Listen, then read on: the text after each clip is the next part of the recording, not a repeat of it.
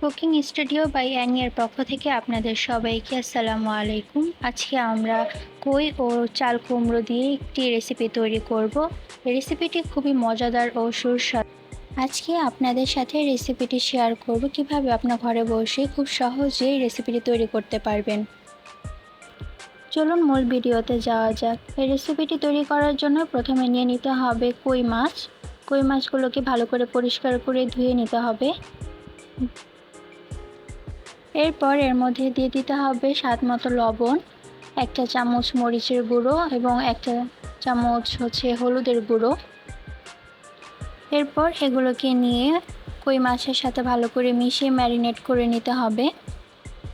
ভালো করে ম্যারিনেট হয়ে গেলে এগুলো কিছুক্ষণ রেখে দিবেন।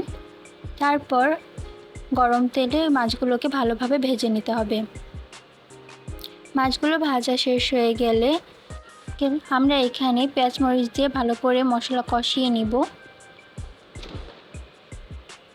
ভালো করে মশলাগুলো কষানো হয়ে গেলে এর মধ্যে দিয়ে দিতে হবে টুকরো করে কেটে রাখা চাল কুমড়ো বা জালি কুমড়ো, যাই বলেন আপনারা।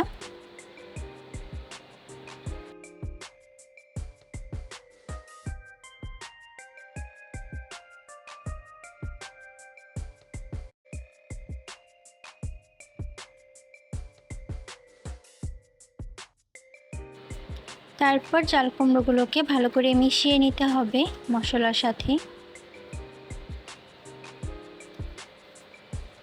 চাল কুমড়োগুলো মশলার সাথে ভালো করে মেশানো হয়ে গেলে এর মধ্যে পরিমাণ মতো পানি দিতে হবে। তারপর কিছুক্ষণ জাল হওয়ার পর যে মাছগুলো ভেজে রেখেছিলেন সেই মাছগুলো দিয়ে কিছুক্ষণ জাল দিয়ে ভালোভাবে পরিবেশন করুন।